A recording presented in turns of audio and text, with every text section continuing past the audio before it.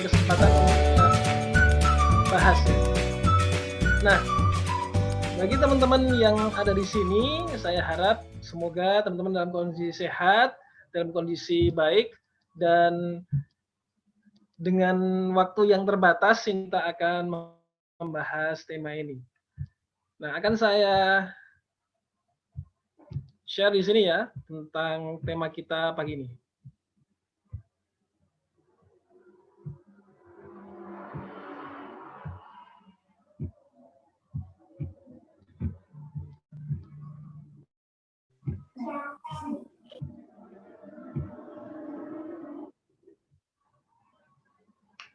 Oke, tema kita kali ini adalah tentang menyiapkan atau siapkan diri hadapi balik. Nah, apa itu balik, seperti apa ciri-cirinya, kemudian apa yang perlu kita persiapkan untuk menyambutnya sebaik mungkin.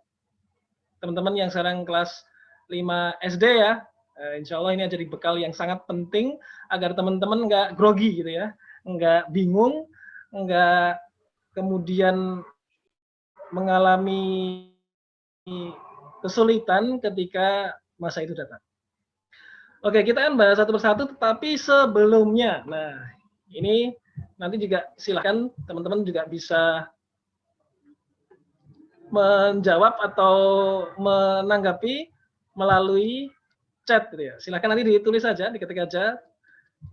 Kalau saya menyampaikan pertanyaan tertentu yang perlu teman-teman komentari atau tanggapi. Oke, kita mulai dari do you know, apakah teman-teman tahu tentang beberapa hal yang nanti akan saya sebutkan? Yang pertama dulu ya, teman-teman tahu nggak sih apa yang dimaksud dengan wadi? Oke, kalau Ustadz, insya Allah tahu ya. Kalau teman-teman ada yang belum pernah mendengar atau belum pernah membaca tentang ini, ya semoga ini bisa jadi pemahaman. Ada nggak teman-teman yang tahu tentang apa itu yang dimaksud dengan wadi? Nah, silahkan teman-teman tunjukkan atau ketik gitu ya, lewat chat room, apa jawaban atau apa wadi yang teman-teman tahu? Atau ada yang mungkin mau raise your hand, menjawab langsung boleh, tentang wadi itu apa sih? Kayaknya pernah dengar deh. Kalau nggak salah ini, kalau nggak salah itu. Gitu. Karena ini nanti jadi bagian penting untuk kita memahami tentang apa itu balik. Oke, saya tunggu sebentar. Kayaknya untuk bisa ngecek chat teman-teman, wah harus stop share dulu ya sebentar. Oke. Ada yang jawab mimpi basah. Tanda tanya. Oke. Ada lagi jawaban lain? Wadi, W-A-D-I. Sperma. Oke, nanti belum saya beritahu jawabannya ya. Oke, ada lagi? Silakan di chat, diketik. What is wadi? Bukan what the ya. Wadi. Apa itu wadi? Cairan kemaluan. Kurang. Nah, ada benarnya tetapi ada yang kurang. Oke, lanjut. Semakin mendekati. Rata-rata menjawabnya arahnya hampir benar, tetapi belum sepenuhnya. Oke, nggak apa-apa. Oke, saya sambung cairan dulu. berwarna putih dan kental yang bisa keluar setelah buang air kecil. Nah, komplit sekali. Jadi betul yang jawab tadi nggak lihat langsung karena ini banyak ya video profilnya.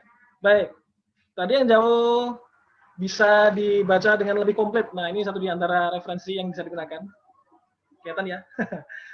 Di kitab Fikih Sunnah membahas tentang tema ini, khususnya di bab awal, bab pertama, bicara tentang toharoh.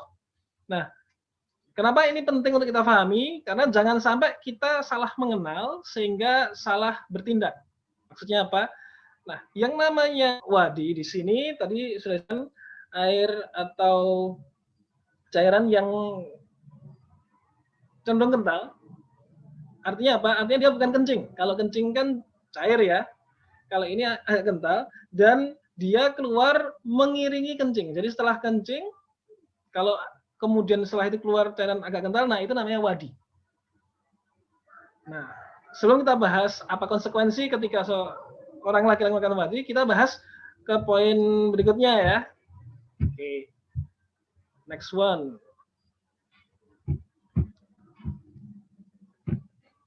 Sekarang yang nomor 2, teman-teman tahu nggak apa itu? Nah, madhi. Pakai zal. M-A-D-Z-I. Oke, let's check it out. Di chat teman-teman. Wadi tadi udah jelas ya, setelah kencing ada cairan kental, itu wadi. Kalau madhi, apa tuh? Cairan Apa yang bening. terjadi kok ada madhi? Nggak tahu. Nggak apa-apa. Semoga setelah ini jadi tahu ya. Oke. Ada yang mau menyampaikan langsung boleh? Chat, ketik.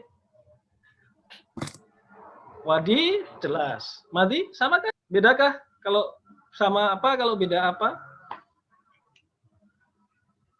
Jangan sampai teman-teman salah memahami. Nah, takutnya nanti teman-teman jadi salah mengambil tindakan ya. Oke. Air yang keluar dari kemaluan. Air ini bening dan lengket. Air ini syahwat yang muncul ketika orang memikirkan atau membayangkan jima. Oke, saya jelaskan dengan lebih simpel ya, karena tadi ada beberapa istilah-istilah yang mungkin bagi teman-teman masih kurang jelas.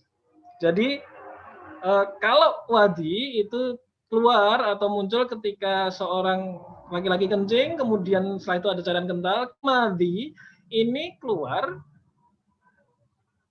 tidak dengan adanya kencing, tetapi ketika seorang itu berpikiran atau kemudian di situ ada sesuatu yang menyebabkan mohon maaf terangsang gitu ya. Jadi madhi ini nanti bentuknya cairan lengket dan warnanya agak putih.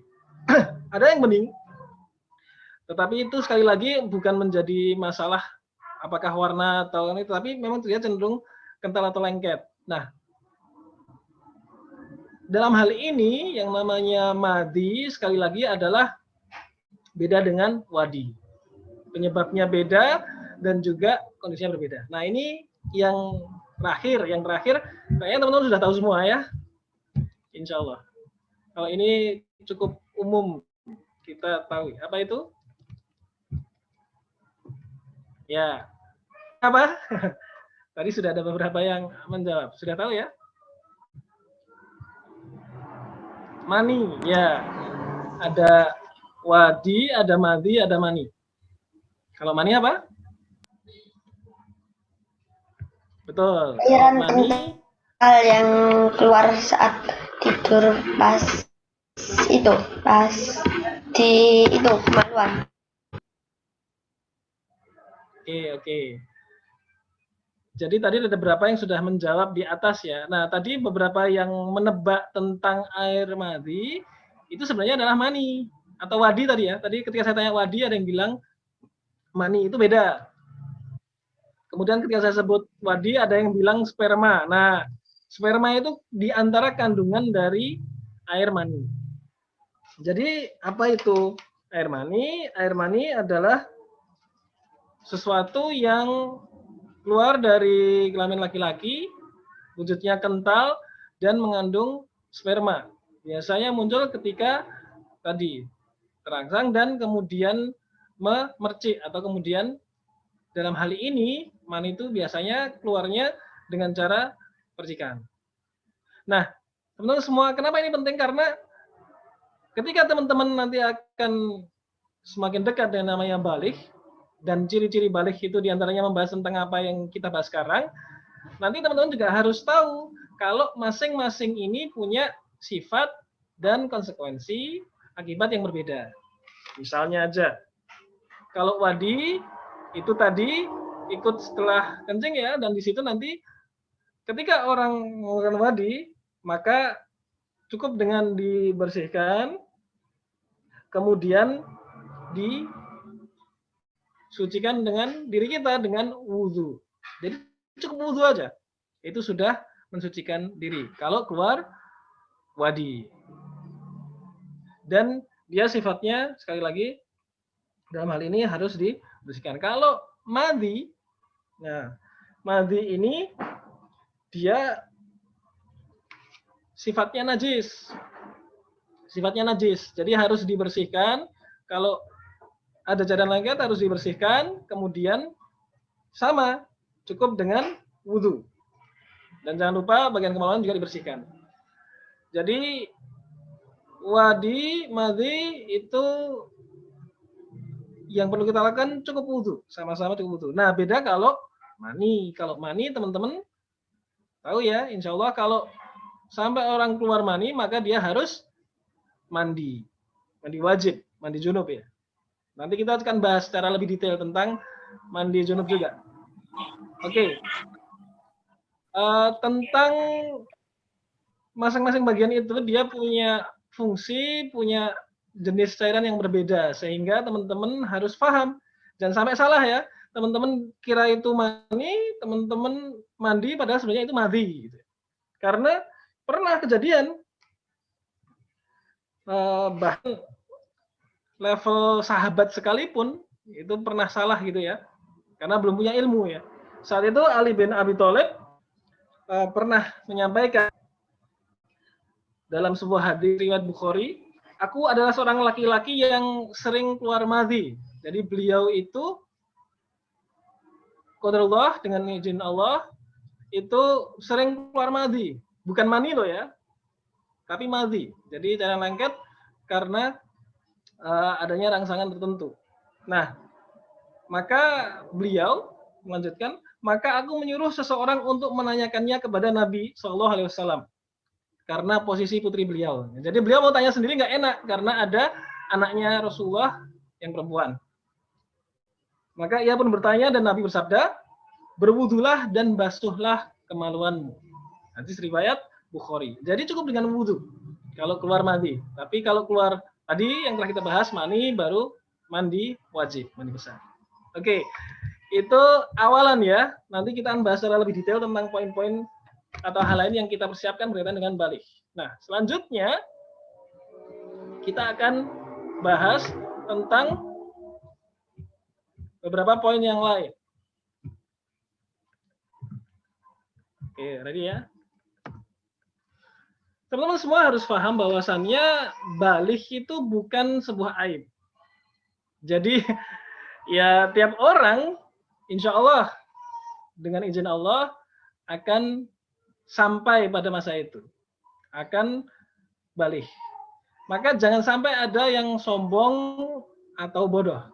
Kenapa sombong gitu ya? Ada yang merasa, wah aku udah balik loh, kamu belum. Wah gimana, kelamaan baliknya gitu ya. Nah itu sombong.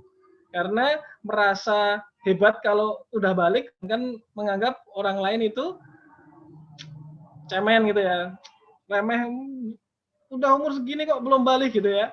Itu menjadi hal yang salah, sombong. Atau merasa aneh gitu ya. Loh, aku baru umur segini kok udah balik. Loh, perasaan aku masih belum saatnya kok sudah ada ciri-cirinya. Nah, kenapa bisa merasa aneh? Karena kurang ilmu, tidak paham bahwa balik itu hal yang manusiawi, hal yang normal terjadi. Maka kita harus siap. Kita harus siap dengan kondisi paham tentang masalah balik. Sekali lagi, jangan sombong dan jangan merasa aneh, jangan merasa bodoh. Jangan merasa bahwa apa yang terjadi itu hal yang bikin bingung. Kenapa? Karena kurangnya ilmu. Maka yuk, hari ini, pagi ini kita coba tambah pemahaman kita tentang tema kita. Ingat, tiap orang punya waktunya sendiri-sendiri. Bahkan ada yang pada usia sudah terhitung balik, tetapi belum keluar ciri-cirinya. Oke, apa saja ciri-ciri sudah balik? Insya Allah sudah tahu. Yuk, ada yang mau jawab? Bisa via chat atau langsung? Aku Boleh. aku cuma tahu satu. Hmm? Mimpi basah. Yes. Itu ya. Mimpi basah. Bisa jelasin dikit mimpi basah itu gimana tuh? Mimpi keringetan sampai basah atau? Nggak tahu kayak gitu, masih kurang tahu. Belum. Oke, nggak apa-apa. Nanti kita bahas ya. Ada yang mau bantu jelasin? Oke, satu betul mimpi basah. Ada yang bisa bantu? Mimpi basah itu apa yang terjadi? Ustaz. Oh, boleh? Apa itu? Maaf ya. Manuknya berbulu. Boleh. Oke. Nanti saya luruskan. Jangan sampai salah ya. Kenapa? Karena nanti betul satu di antara ciri-cirinya adalah keluarnya bulu. Tapi di mana nanti kita bahas secara khusus. Oke, saya tanggapin dulu beberapa chat. Ada yang mau ngambil chat, monggo. Suara berubah. Jadi kalau suaranya tiba-tiba berubah, kita tiba-tiba balik begitu ya. Ya, memang nanti perubahan hormon atau perubahan menjadi dewasa, menjadi matang, itu akan ada perubahan suara pada laki-laki. Tetapi ini tidak selalu terjadi. Atau tidak jelas terjadi perubahan yang signifikan. Maka untuk suara tidak menjadi tanda utama. Munculnya jakun. Ada orang yang jakunnya kelihatan loh, ketutupan jenggot ya, nggak kelihatan. Ada jakun nggak nih? Ada ya, insya Allah. Ya, jakun ini juga akan membesar pada laki-laki ya. Meskipun ini kalau dalam istilah kedokteran namanya ciri-ciri sekunder, ciri-ciri tambahan. Suara berubah, muncul jakun, muncul kumis, jenggot. Nah, ini ciri-ciri sekunder, ciri-ciri tidak utama tetapi bisa muncul meskipun tidak selalu muncul dengan jelas. Nanti kalau ada yang sampai tua nggak jenggotan belum balik dong, nggak bisa. Jadi sekali lagi itu ciri-ciri sekunder. Apa ciri-ciri primernya? Apa ciri-ciri utamanya? Oke, kita balik ke tayangan ya. Apa aja nih ciri-ciri? Oke, pertama boleh dicatat, boleh diingat-ingat masing-masing. Nah, satu, ihtilam. Tadi yang disebutkan oleh teman kalian, mimpi basah atau ihtilam. Apa yang terjadi gitu ya, ketika ihtilam? Jadi, tadi kita awal dengan membahas masalah wadi, madhi, dan mani, supaya kita tahu bahwa ihtilam adalah peristiwa kejadian keluarnya mani. Kenapa disebut mimpi basah? Karena biasanya keluar mani itu terjadi ketika bangun tidur. Kemudian ketika bangun, kok ada yang basah, kemudian dicek, kok lengket. Nah, itu bukan ngompol ya. Kalau ngompol yang keluar air kencing. Tapi kalau ihtilam yang keluar adalah mani.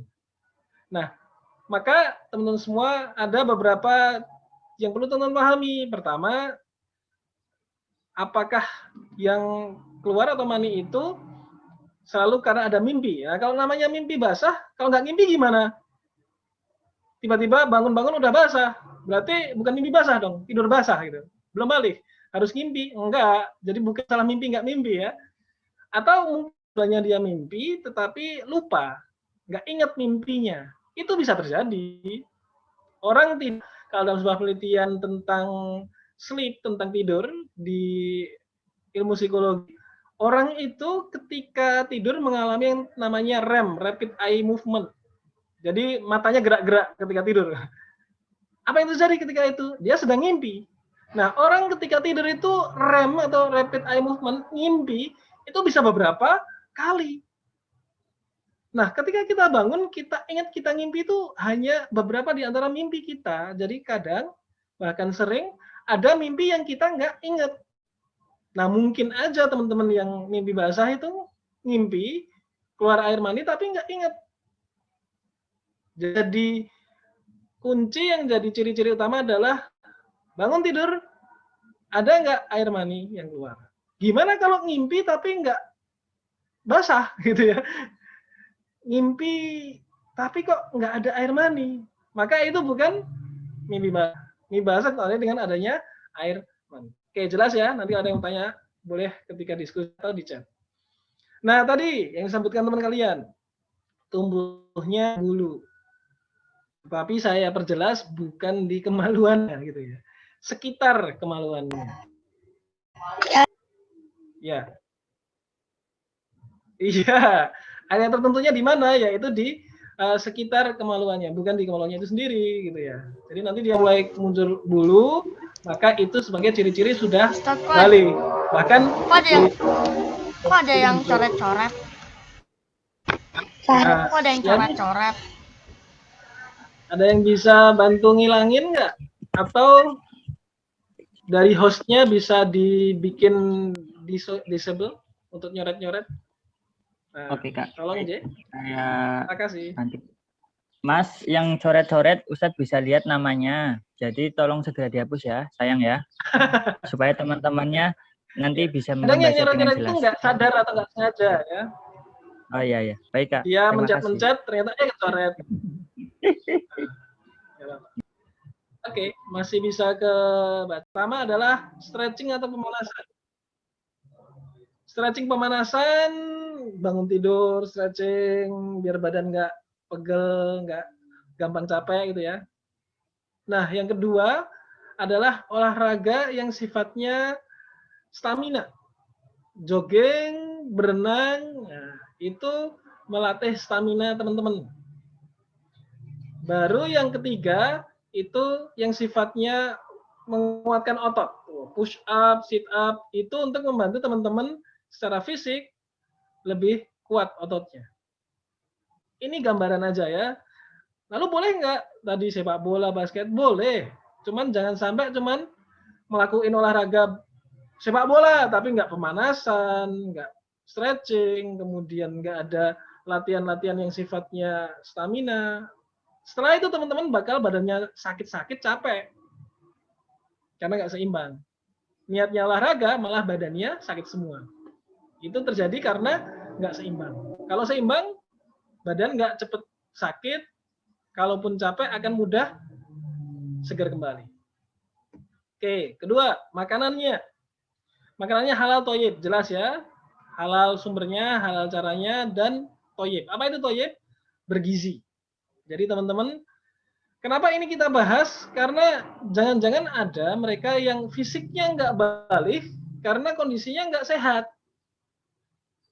Jadi teman-teman ada yang baliknya mundur atau lama karena secara fisik badannya juga sedang tidak sehat. Nah, ini diantara poin-poin untuk menjaga kesehatan teman-teman. Yang ketiga adalah istirahat berkualitas. Jangan kebanyakan mabar, jangan kebanyakan Instagraman, browsing, jangan kebanyakan begadang. Nah, ini istirahat harus berkualitas.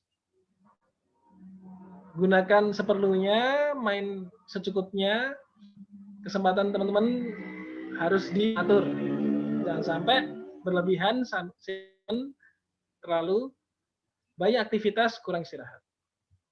Oke, ready pertama sudah kita lakukan. Sekarang ready kedua, ilmu.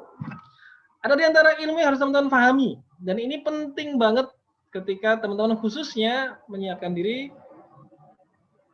menemui yang namanya balik. Pertama, toharoh. Apa itu toharoh? Ya, toharoh adalah ilmu yang tadi kita sempat bahas ya. Nah, di fikih sunnah dibahas tentang bab toharoh, yaitu mensucikan diri.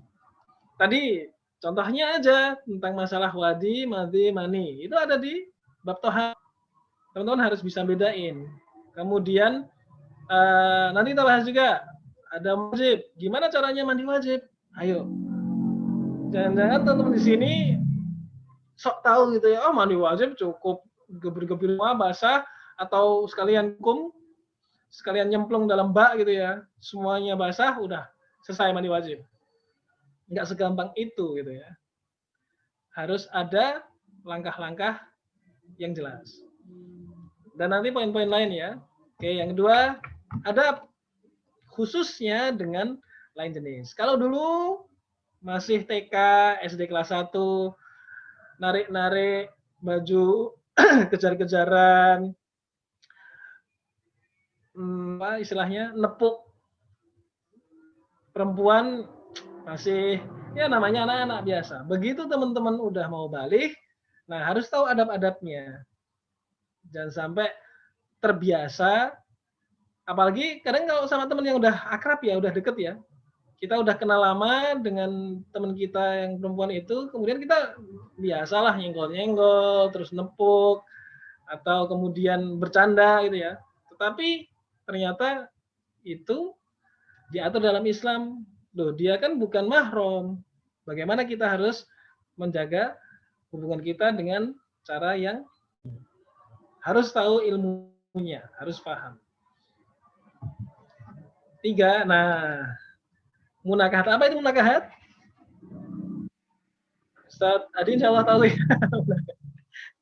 Munakahat itu nggak harus dijawab Ustaz. Munakahat adalah ilmu tentang apa? Menikah. Yes. Loh, Ustaz, emang kapan mau nikah? Kau udah belajar ilmu tentang nikah loh. Untuk belajar tentang nikah gak harus nunggu udah nikah kan? Apalagi nunggu sehari, seminggu, sebulan sebelum nikah, udah mepet banget gitu ya. Sejak awal, sejak sedini mungkin, teman-teman harus paham. Supaya apa? Yang jelas teman-teman ketika sudah balik, itu kan sudah mampu nih secara fisik. Nah, jangan sampai teman-teman kemudian bingung gitu ya. Wah, kalau udah gini harus gimana? Ya, Islam memberikan jawaban, yaitu menikah. Tetapi untuk menikah kan perlu persiapan nih, perlu punya ilmunya, perlu baca referensi, perlu diskusi sama yang ahli, perlu minta pendapat dari orang atau keluarga dekat kita tentang tema-tema itu. Ada banyak yang harus kita persiapkan. Ketika teman-teman siapkan dengan lebih baik, lebih awal, insya Allah teman-teman akan bisa melakukannya dengan sebaik mungkin. Siapin dari sekarang, nggak masalah. Insya Allah, Allah tunjukkan jalan yang terbaik. Oke. Sekarang kita bahas satu di antara ilmu penting bagi teman-teman yang sudah maupun akan balik. Step by step, how to mandi junub. Oke. Yuk, boleh di-share chat, boleh ngomong langsung. Ya. Kalau Eren jelas nggak tahu ya gimana cara mandi junub. Jangan tanya Eren. Nggak bakal ada di komiknya atau dia pembahasan mandi junub setelah Titan, nggak ada dalilnya. Tapi kalau kita bicara junub, apa nih yang harus dilakuin? Boleh diketik oleh chat. Kalau junub, apa yang harus dilakukan, langkah-langkahnya? Boleh. Silahkan. Ada yang belum tahu? Gak apa-apa. Kita bahas detail. Oke. Sebutin satu di antara yang harus dilakuin ketika mandi junub. Boleh. Diketik, disampaikan. Raise hand bisa.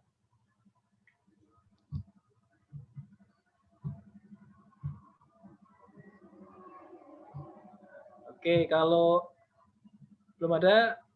Oh, Afan Ustaz tadi waktu kita sampai jam berapa ini? Kalau maksimalnya 9.30 Kak. Tapi nanti mungkin 9.15 bisa dilanjutkan dengan sesi tanya jawab seperti itu. Oke, sip. Berarti penyampaian maksimum 9.15 ya. Kalau bisa sebelum itu kita bisa diskusi. Siap. Siap. Oke. Mandi junub? Belum ada yang jawab, berarti Semoga itu tandanya masih oke. Ada yang tanya gimana sih? Berarti belum tahu ya. Oke. Kita bahas step by step, satu demi satu, dan nanti kalau ada yang nggak jelas boleh ditanyain.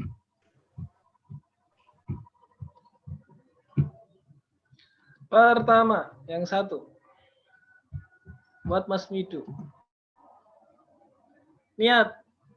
Jadi ini betul-betul akan mandi junub atau mandi wajib. Jangan sampai kita lupa atau nggak sadar, oh harus mandi wajib nih.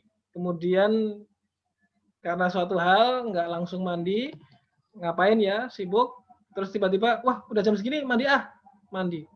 Selesai mandi, loh tadi aku mandi apa ya? Nah, nggak sadar kalau harusnya dia mandi wajib atau mandi junub, berarti dia belum ada niat. Nah ini nggak sah. Maka dia harus secara sadar sebelum mandi niat mau mandi wajib, mandi junub. Oke, next step. Pertama, membasuh tangan 3 kali. Kenapa? Supaya tangannya bersih.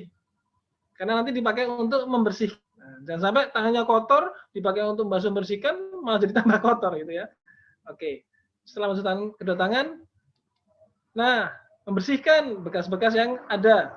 Karena tadi kan mandi wajib karena keluar mani, dibasuh, maninya dihilangkan, dibersihkan, disucikan, disiram air, dibasuh dengan tangan. Kalau masih ada bekasnya yang tertinggal, dibersihkan sampai bersih ya, sampai nggak ada yang tertinggal di tubuh kita. Wudhu. Nah, kadang-kadang ada yang tidak paham atau lupa. Sebelum mandi wajib itu wudhu. Wudhu seperti biasa, wudhu yang sempurna. Cuci tangan, kumur, komplit. Gitu ya. Sebelum mandi. Nah, setelah wudhu, air disiramkan kepala lebih dahulu. 3 kali. Sambil, nah ini kan rambutnya kadang kalau kena air, airnya nggak sampai dalam nih, nggak sampai menyentuh permukaan kulit kepala, maka sambil diratakan, sambil dipastikan airnya sampai di kulit kepalanya. Nah, malah jadi nata rambut ya. Oke, baru setelah itu ke seluruh tubuh. Nah, maka setelah kepalanya udah 3 kali, ke seluruh tubuh. Seluruh tubuh artinya ya kepala sampai seluruh badan. Pastikan semuanya basah. Gimana cara memastikannya? Ya kalau kita biasa pakai sabun kan, pakai shampoo, pakai sabun, kan otomatis airnya sampai seluruh. Selesai. Gitu. Kalau ada yang mau ditanya, bisa waktu diskusi atau lewat chat ya. Saya sambung dulu yang lain. Karena waktu terbatas. Oke, persiapan kita ke yang ketiga. Tadi persiapan pertama persiapan fisik, kedua persiapan ilmu. Cari ilmunya secara lengkap, secara komplit, sebanyak mungkin, sebisa mungkin kita. Nah, maka selanjutnya kita harus biasakan diri melakukan hal-hal yang perlu kita lakukan ketika sudah balik. Jangan sampai ya, kita kebiasaan tadi, nyolek, atau kemudian nepuk bahu perempuan, karena kebiasaan waktu kecil, ketika balik, susah dihilangin gitu. Udah kebiasaan. Maka kita harus biasakan diri beramal dengan amalan yang seharusnya, amalan yang perlu kita jaga ketika sudah balik. Contohnya, masuk kamar orang tua, izin. Khususnya 3 waktu. Sebelum subuh, ketika istirahat siang, dan ba'da isya. 3 waktu ini teman-teman harus biasakan diri izin ngetuk, terutama ketika pintunya memang tertutup ya. Masuk kamar orang tua itu ngetuk dulu. Assalamualaikum Mi, boleh masuk? Ini harus teman-teman lakukan dan biasakan. Nah, kalau kita dulu atau sebelumnya lihat teman perempuan biasa aja ya. Nah, karena udah mulai balik ini kita ngelihatnya udah mulai agak beda kan. Udah mulai wah gitu ya, udah mulai muncul kecenderungan ya wajar. Cemen nih, masuk lihat perempuan aja hatinya gimana gitu. Nggak usah khawatir bahwa itu hal yang normal. Tetapi karena itu normal, maka Islam ini mengajarkan agar kita menjaga pandangan kita. Jangan mudah menatap lama-lama gitu ya. Karena lihat pertama boleh, nggak diharapkan, tapi begitu lama diulang-ulang, bisa muncul tadi kondisi hati yang nggak nyaman. Akhirnya berujung pada kondisi tubuh kita. Menjaga aurat, laki-laki jelas ya, dari pusar sampai lutut, paha itu aurat. Ini dijaga baik kepada lawan jenis maupun pada teman kita bahkan itu ya, yang terbiasa mengumbar atau menunjukkan auratnya. Nah, ketika tidur terpisah. Oh, nggak boleh tidur sama bapak ibu. Iya, udah gede kali ya. Bukan hanya bapak ibu, tetapi dengan saudara yang perempuan itu juga terpisah. Ya, karena udah balik. Udah mulai muncul kecenderungan fisik yang harus dijaga. Dan posisi tidur jangan terlungkup. Ya. Kalau sunnahnya itu miring di lambung kanan, hadapnya kiblat. Nah, itu yang paling afdol. Tapi kalau awalnya begitu, kadang-kadang terus waktu tidur berubah nih. Wah, capek, hadap ke atas, nggak apa-apa. Asalkan jangan telungkup. Karena sudah balik. Posisi telungkup selain secara kesehatan berbahaya, juga nanti bisa memicu kondisi fisik kita yang sudah balik. Dan itu dihindari. Ikhtilat, apa itu ikhtilat? Bercampur dengan lawan jenis, kumpul bareng-bareng, campur laki-laki perempuan. Nah, ini juga bisa menjadi kebiasaan yang menyebabkan jatuhnya ke yang berikutnya, zina. Baik itu zina yang memang ketika bertemunya laki-laki dan perempuan ya, maupun zina sebagian, zina dengan telinga, dengan mata kita, dengan mulut kita mengucapkan yang jorok, mengucapkan yang nggak sopan, yang cenderung pada hal-hal yang mendekati zina. Nah, ini yang harus kita jauhi sebisa mungkin sejak awal. Dan yang ketujuh, siapkan diri untuk nikah. Nah, ini yang juga harus teman-teman pahami sejak sekarang. Masih SD, masa udah nyiapin kayak gitu? Jangankan SD ya, teman-teman SMP, SMA, kalau teman-teman tidak mempersiapkan dengan baik sejak awal, bahkan sudah mempersiapkan pun belum jaminan. Tidak otomatis langsung siap, enggak, kan butuh waktu, butuh proses. Sehingga nanti proses itu bisa mengajak jadi sempurna. Nah, terakhir ya, kalau teman-teman bingung, kalau teman-teman khawatir, kalau teman-teman nggak yakin, maka malu, jangan pernah merasa sungkan untuk bertanya dengan catatan kepada yang berilmu. Jangan asal tanya, jangan cari-cari informasi di tempat yang nggak jelas. Di internet, sosial media, tentang perkara apapun, apalagi termasuk yang berkaitan dengan masalah balik ini. Ada, katanya begini, katanya begitu. Emang boleh ya? Emang ada ya? Kalau nggak yakin, boleh tanya ke Ustadz. Kalau Ustadz nggak ada, tanya sama bapak kalian, tanya sama kakak laki-laki kalian, tanya sama om kalian, pak de kalian, boleh. Karena insya Allah itu akan lebih aman dan nyaman. Jangan sampai teman-teman salah ilmu, salah informasi, sehingga akhirnya jadinya tersesat, jadinya salah memahami. Apalagi ini perkara yang pasti akan terjadi insya Allah dalam hidup kalian. Jadi siapkan sebaik mungkin. Ingat, malu bertanya, sesat di neraka. Naudzubillah min dzalik.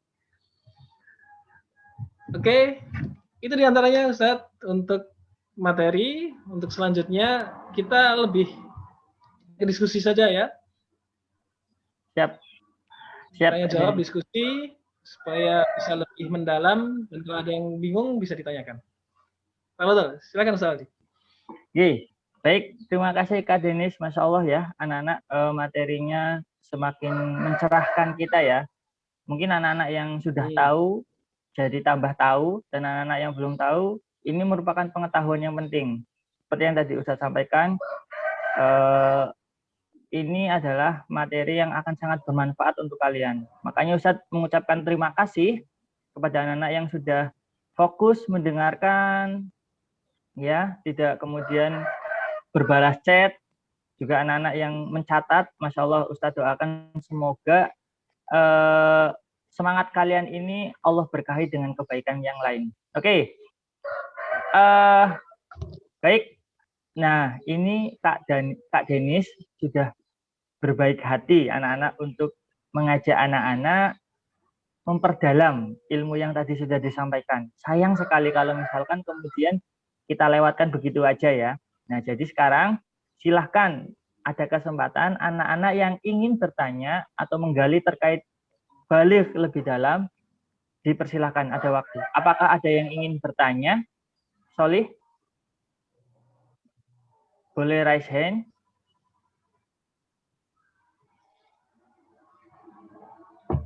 Ada? Kalau malu tanya langsung boleh di chat. Kalau malu chat ketahuan namanya siapa, boleh WA ke Ustadz. Nanti biar ditanyakan sama Ustadznya. Tenang aja, nggak harus ngomong langsung, nggak harus siapanya. Kalau ada yang pinisirin penasaran apa yang diketahui, boleh. Kalau misalnya kalau ketahuan tanya nggak enak, WA aja kan punya ya nomor kontak Ustadznya, WA Ustadz Adi, Ustadz yang lain yang ada di sini, wali kelasnya, nanti biar disampaikan oleh Ustadz. Boleh. Ya, baik. Atau bisa DM via chat, ini kan juga bisa pribadi nggih. Jadi nanti boleh langsung chatnya ditujukan ke Ustadz. Nanti biar Ustadz sampaikan. Ini ada satu pertanyaan Kak dari Mas Habibi. Wah, ini. Kak, kalau chat sama lawan jenis dosa enggak? Oke. Baik, bismillahirrahmanirrahim. Apakah itu chat, apakah itu ngomong langsung, apakah itu apa? Ya chat itu bisa WA, bisa Instagram, bisa melalui media apapun. Intinya apa? Intinya adalah berinteraksi, ngomong dengan lawan jenis atau pasangan jenis ya. Karena kita kan dibuat tidak berlawan-lawanan tapi berpasang-pasangan. Nah, ketika kita WA yang beda jenis atau pasangan jenis kita, boleh nggak? Ya, sama seperti bicara. Boleh dengan syarat ketentuan berlaku. Apa syarat ketentuannya? Nah, dalam hal ini ada adab-adab yang harus dijaga ketika bicara atau ngechat. Pertama, kaitannya dengan isinya. Jangan sampai isi dari yang dibicarakan atau chat itu adalah isi yang tidak sopan, kemudian tidak baik, atau jangan sampai dalam hal ini kata-kata yang dipakai adalah kata-kata yang bisa menyinggung perasaan. Maka harus hati-hati ketika memilih tulisan atau kata-kata. Yang kedua, setelah tulisannya adalah hati kita, gitu kan. Chatnya sih biasa aja, udah makan belum, gitu kan. Udah bangun belum, udah sholat belum. Kayaknya pertanyaannya nggak ada masalah, tetapi hati siapa yang tahu kan? Hati kita ketika merasa ada sesuatu yang aneh, bukan aneh sebenarnya, sesuatu yang berbeda. Kayaknya saya kalau WA begini sama teman saya yang itu nggak masalah, sama teman yang satu ini kok beda ya. Ini hal yang alami, naluri yang terjadi gitu ya, pada diri seorang manusia, yaitu kecenderungan perasaan suka pada pasangan jenis.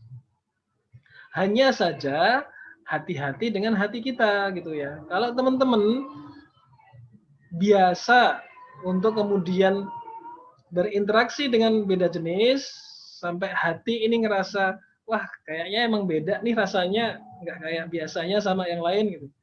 Maka kita harus menjaga hati kita. Jangan sampai kemudian hati kita berlebihan, berbunga-bunga sehingga malah lupa dengan kewajiban kita. apalagi sampai mengekspresikan apa yang kita inginkan.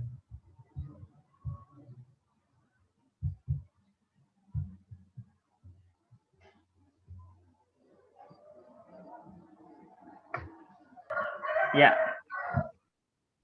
begitu. Masih mau Itu ada diantara tambahan? itu. Oke, baik. Gitu ya, Mas Habibi. Jadi untuk terkait dengan chat dengan lawan jenis, Mas Habibi lihat dulu konteks sama kontennya. Ya, oke. Solih, ada lagi yang ingin ditanyakan? Nah, ada yang ingin bertanya lagi? Mau secara live juga nggak apa-apa, langsung ngomong. Ada nak? Momen yang jarang loh, yang sangat berharga. Oh ya, sebelumnya saya mohon maaf, Kak Denis. Sebenarnya saya sudah menyiapkan CV Kak Denis untuk saya perkenalkan ke anak-anak, tapi tadi terlewat. Mungkin sembari anak-anak menunggu menunggu pertanyaan, silahkan menyusun pertanyaan. Ini Ustadz akan men-share screen ya, biodata dari Kak Denis. Ini Masya Allah sekali anak-anak. Jadi yang anak-anak sedang dengarkan informasinya adalah seseorang yang sudah banyak pengalaman malang melintang, ya, terutama di dunia training. Jadi sungguh sangat beruntung ketika hari ini anak-anak Allah pertemukan dengan Kak Denis. Nah, ini sekilas kurikulum vitae atau biodata dari Kak Denis. Silakan barangkali ada yang mau mencatat nomor telepon Kak Denis, mungkin untuk keperluan komunikasi atau menjalin silaturahim, itu silahkan bisa dicatat. Ini juga ada IG-nya. Insya Allah anak-anak kelas 5 juga beberapa ada yang sudah punya IG Kak Denis. Dan mungkin followernya melebihi dari ustadznya.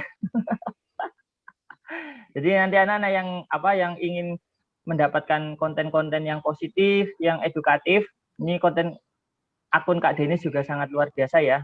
Ustadz sudah follow seperti itu. Nah, ini riwayat pendidikan beliau.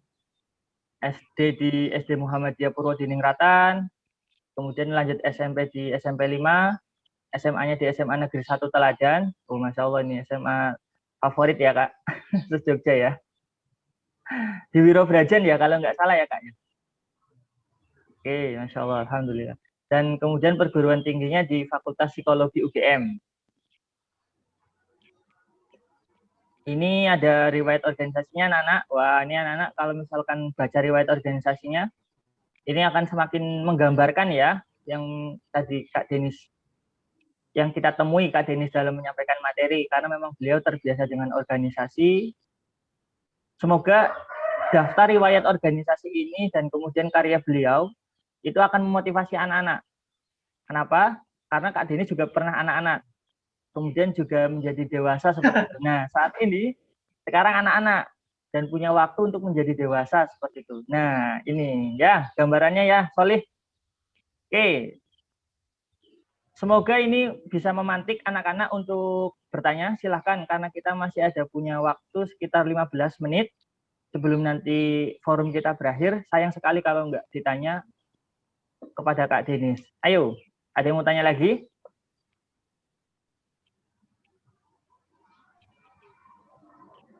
Masa nggak ada yang mau sih? Udah jelas, Po.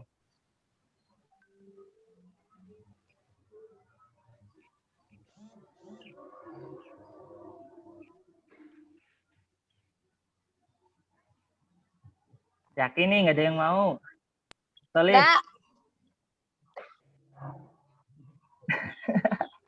Berarti sudah jelas pemaparan dari Kak Denis? Sudah jelas. Kalau sudah jelas, berarti nanti gantian Ustadz yang tanya kalian. Kalau nanti kalian nggak bisa jawab, waktu Zoom-nya diperpanjang. Tambah. Kok gitu, Tat? Ayo. Kok begitu, Tat? Ayo makanya, kan katanya sudah jelas. Kalau sudah jelas, berarti gantian Ustadz yang tanya. Ayo. Tambah lama. Lah ya makanya kalian tanya jangan malu. Ini tuh materi penting nak, yakin penting banget karena nanti ketika kalian balik, kalian tuh sudah lagi hukumnya bukan lagi anak-anak, tapi sudah jadi orang dewasa. Nah, tanyalah kepada Kak Denis karena Kak Denis dewasa seperti itu. Bingung mau tanya. Ada yang mau tanya? Monggo. Oh ya. Oh, ini dipantik sama Ustadz Budi nih. Silakan Ustadz Budi. Mengawali. Baik, terima kasih waktunya Kak Denis. Nih mau tanya supaya teman-teman juga tahu mungkin ada. Kalau untuk persiapan balik ini Kak, makanan apa Kak yang baik untuk dikonsumsi anak-anak Kak? Makanan yang seperti apa Kak? Dan yang tidak baik yang seperti apa? Terima kasih Kak Denis.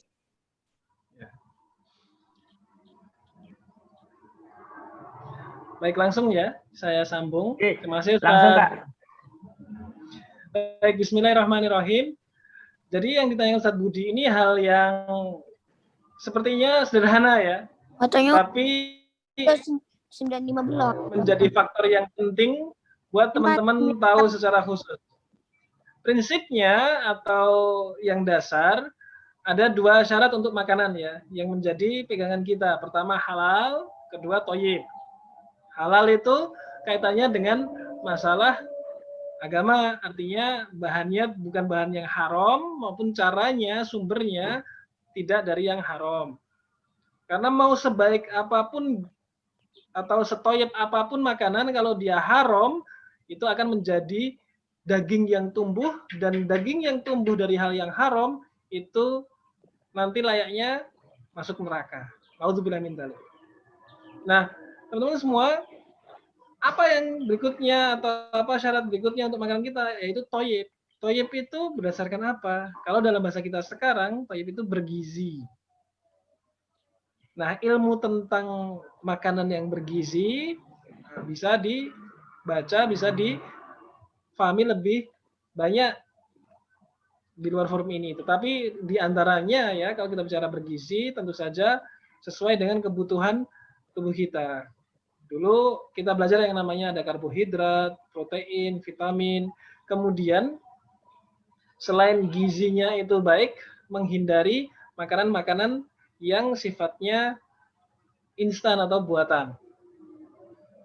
Yang mengandung pengawet, pemanis buatan itu boleh, tidak haram, tetapi kemudian kita batasi. Jangan kita nikmati atau kita makan setiap hari.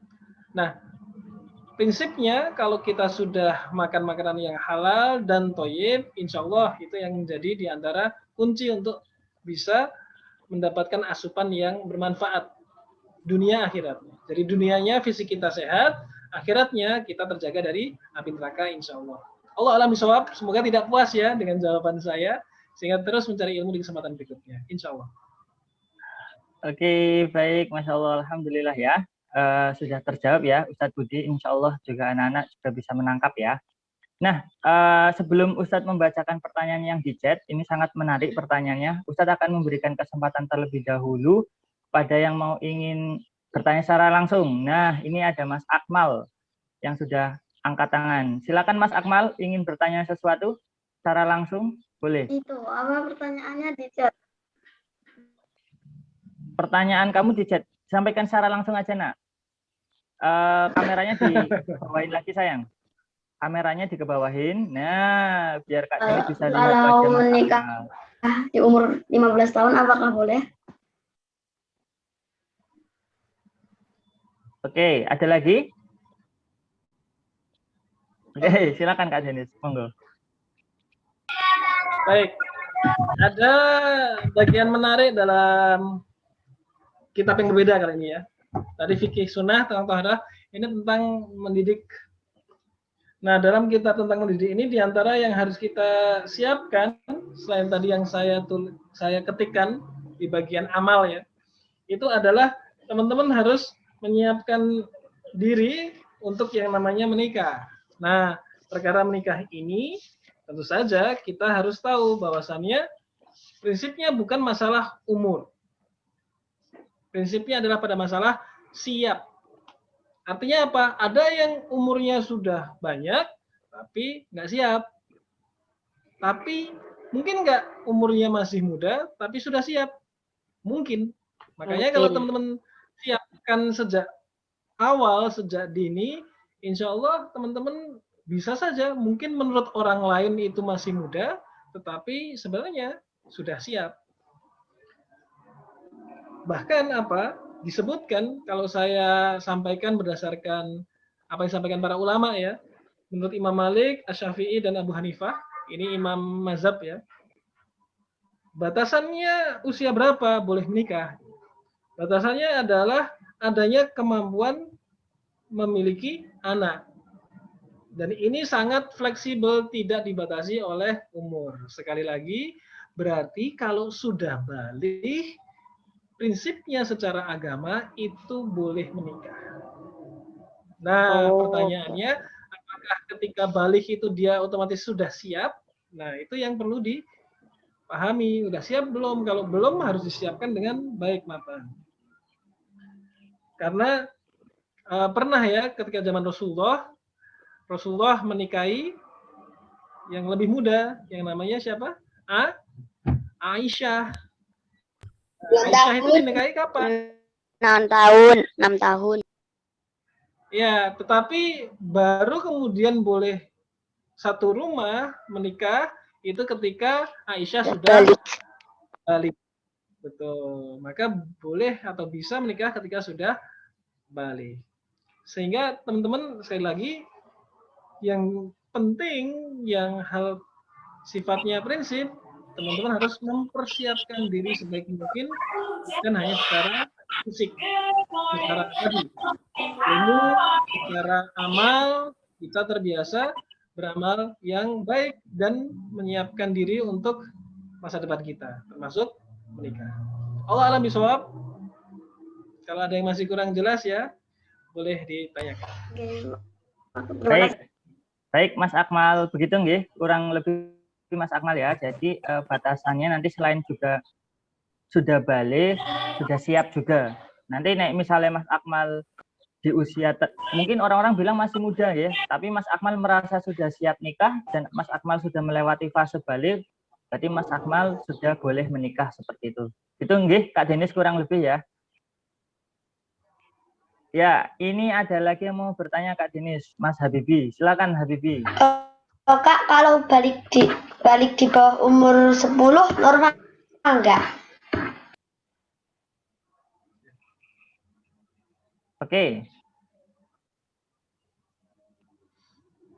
Baik, pertanyaan dari Mas Habibi menarik. Normal nggak sih ada yang balik, apakah itu mimpi basah, apakah itu muncul tadi ya bulu kemaluan pada usia sebelum 10 tahun?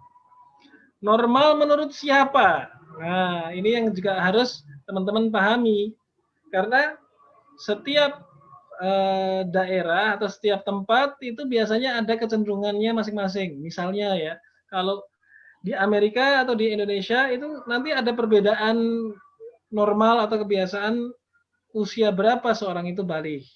Jadi banyak faktor yang mempengaruhi kapan usia normal seorang itu balik. Jadi nggak ada masalah. Prinsipnya seseorang itu balik pada usia berapa. Yang masalah adalah ketika orang yang sudah balik tapi tidak siap dengan konsekuensi, dengan tanggung jawab yang dimiliki ketika sudah waktunya. Kenapa? Karena masa balik ini adalah masa penentu. Segala amalan, segala tindakan teman-teman dihitung oleh Allah. Jadi sebelum balik dihitung nggak? Dapat balasan nggak? Sebelum balik, maka pena amalan teman-teman jelas dicatat oleh Allah, tapi perhitungan hisab pahala dosa itu ketika sudah balik. Oh yang benar, berarti kalau misalnya masih belum balik, ngelakuin dosa, ngelakuin kesalahan, nggak apa-apa tuh, boleh tuh. Perkaranya bukan masalah pahala dosa saja ya. Kalau ada yang ketika kecil biasa melakukan hal yang jelek, maka begitu waktunya balik, kira-kira dia gampang nggak ngilangin kebiasaan jeleknya? Enggak kan? Atau kalau misalnya dia sejak kecil nggak biasa puasa, nggak biasa sholat, begitu balik, bisa nggak dia langsung sholatnya baik, langsung puasanya kuat? Nggak bakal. Jadi kenapa sejak kecil belum balik teman-teman sudah harus belajar tentang agama, beramal soleh, supaya ketika nanti teman-teman sudah balik, teman-teman sudah siap. Teman-teman sudah terbiasa. Teman-teman sudah paham kenapa sih saya harus melakukan itu. Nggak bisa teman-teman waktu anak-anak, waktu kecil belum balik, seenaknya sendiri, semaunya sendiri, karena nggak dicatat pahala dosanya, terus tiba-tiba balik, harus berubah. Nggak bisa. Dan ini adalah hal yang penting untuk teman-teman pahami. Karena begitu dicatat, sekali lagi, pahala dosa akan dihitung, dan teman-teman harus paham, meskipun belum balik, belum muncul ciri-cirinya, kalau usianya 15 tahun juga sudah dihitung balik. Istilahnya mukallaf, orang yang sudah diberi taklif, beban untuk menjalankan agama ini. Allah a'lam bishawab. Kalau ada hal lain yang ingin kita diskusikan, monggo kalau masih ada waktunya. Baik, ini sepertinya yang angkat tangan banyak, tapi ini insya Allah kemudian akan, semoga Allah memberi kita pertemuan di waktu selanjutnya, nggih Kak, nggih. Mungkin anak-anak itu masih banyak yang ingin ditanyakan seperti itu, tapi memang kita sudah terbatas waktu. Tapi saya ingin membacakan satu pertanyaan ya Kak, karena ini menurut saya pertanyaannya menarik dan lebih ke arah psikologis seperti itu. Jadi ini ada pertanyaan dari Mas Azam dari kelas 5C. Dia bertanya bahwa, Kak, ketika balik pikirannya akan berubah drastis tidak? Jadi pikirannya tidak anak-anak lagi. Oke. Monggo Kak, bisa langsung aja. Baik. Bismillahirrahmanirrahim.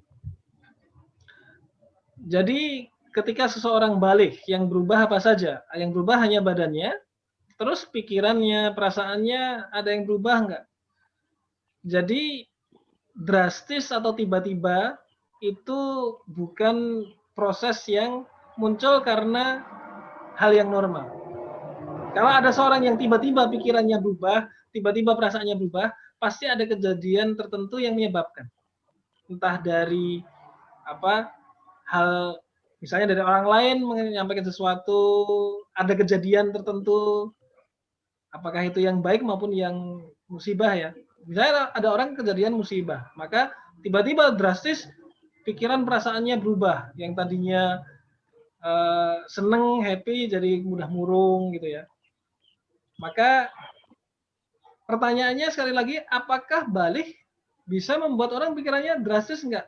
Kalau dia siap menghadapi, siap menyambut balik dengan baik, tidak akan ada perubahan yang tiba-tiba.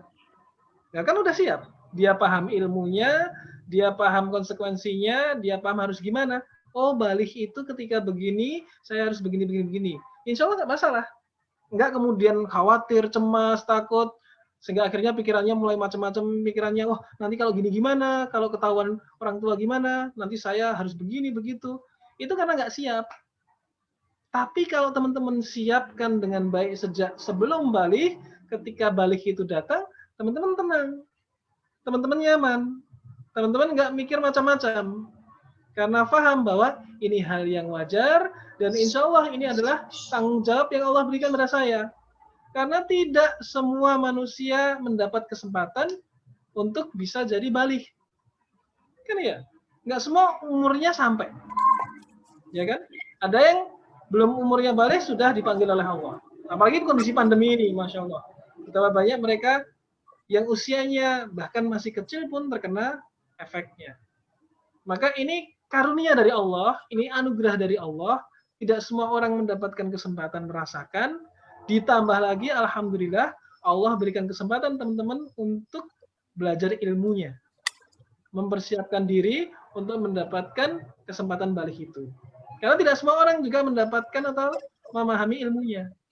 Ini adalah satu yang harus teman-teman syukuri, harus teman-teman tanggapi dengan baik, sehingga apa? Teman-teman jawab nikmat itu dengan mempersiapkan diri sebaik mungkin.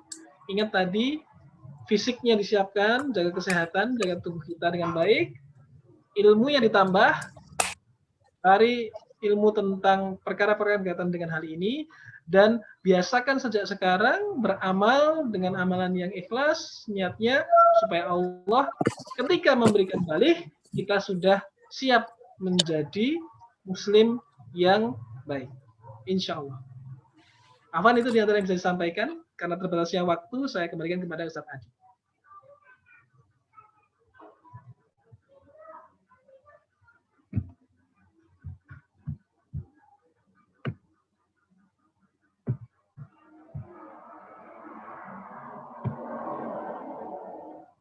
Di unmute dulu, Saji. Oke, baik. Ternyata saya masih ke mute. Oke, baik. Terima kasih Kak Denis sudah memberikan jawaban terkait dengan pertanyaan anak-anak yang tadi. Insya sudah bersabar ya menghadapi anak-anak. Oke. Kak Denis, masih ada yang ingin disampaikan sebagai closing statement atau tadi kalimat terakhir sudah menjadi closing statement? Insya Allah cukup. Oke, baik. Kalian. Oke. Baik ya anak-anak, Masya Allah, Alhamdulillah Ustaz melihat semangat anak-anak masih mau belajar, masih mau bertahan di ruang Zoom ini, Alhamdulillah, dan ini juga memang terbatas anak-anak waktunya karena kita nanti sebentar lagi juga akan ada kelas lanjutan ya, Al-Quran ya Insya Allah. Jadi waktunya kita cukupkan sampai sekarang. Bagi anak-anak yang tadi mau bertanya, tadi kayak Mas Gafa, Mas Farhan, Mas Lukman, nanti bisa ditanyakan langsung ke Ustadz. Kalau nanti butuh jawabannya kepada Kak Denis, nanti Ustadz akan insya Allah teruskan ke Kak Denis dan nanti Kak Denis akan menjawab insya Allah. Tapi kalau cukup ke Ustadz juga tidak apa-apa. Nanti Ustadz akan langsung menjawab seperti itu. Ya anak-anak ya. Oke, baik. Alhamdulillah ya, kita semakin paham terkait dengan balik ini anak-anak. Jadi Ustadz highlight lagi, Ustadz pertebal lagi bahwa balik itu adalah sebuah nikmat yang Allah karuniakan kepada kita. Betul yang tadi disampaikan Kak Denis bahwa tidak semua orang bisa merasakan balik. Tidak semua orang juga bisa merasakan nikmatnya mendapatkan ilmu tentang balik. Oleh karena itu, anak-anak yang hari ini hadir, insya Allah anak-anak sudah mendapatkan karunia yang besar dari Allah. Mari kita maksimalkan karunia tersebut dengan cara mempersiapkan menghadapi balik dengan baik. Kenapa? Ketika ini bekalnya sudah bagus, anak-anak sudah siap, kemarin sudah belajar makanan gizi seimbang, ditambah dengan ilmu balik, maka ketika balik, anak-anak itu menjadi balik yang berkualitas seperti itu ya. Nah, baik, solihah, insya Allah sudah tidak ada pertanyaan lagi, dan Ustadz ingatkan nanti silahkan aktivitasnya dikerjakan ya, aktivitas 20-nya dikerjakan, kemudian kita insya Allah akan bertemu lagi esok hari. Dari Ustadz cukup sekian, dari Kak Denis juga cukup sekian. Mari kita akhiri forum hari ini dengan sama-sama membaca Alhamdulillah dan doa kafaratul majlis. Alhamdulillahirabbil alamin.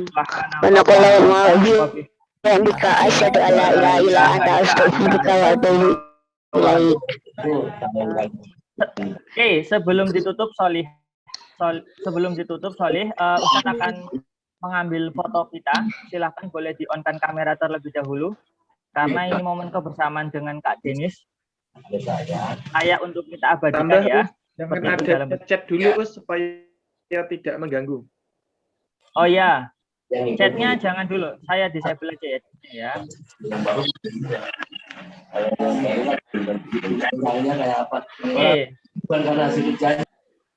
Oke ya, siap ya anak-anak. Di slide pertama, oke. Rashid belum kelihatan ini.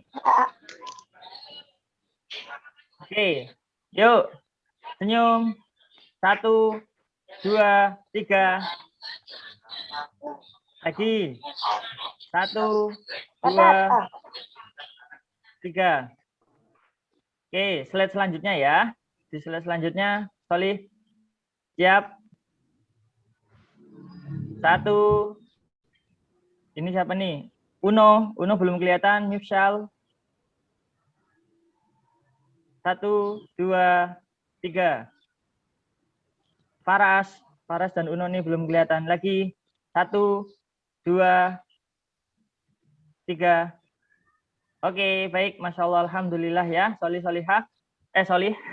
Nggak dari Solihah ya. Ustadz akhiri, kurang lebihnya mohon maaf. Oh iya, kita kasih salut dulu kepada Kak Denis yuk. Kasih reaksinya atau tepuk tangan, boleh?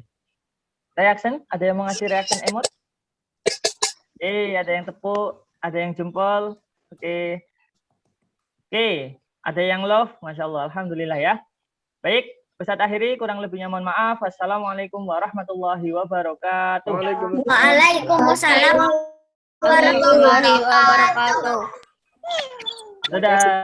Terima kasih Kak Denis. Sama-sama. Ustadz Adi. Terima kasih Kak Denis. Sama-sama. Waalaikumsalam. Ya. Selamat lanjutkan.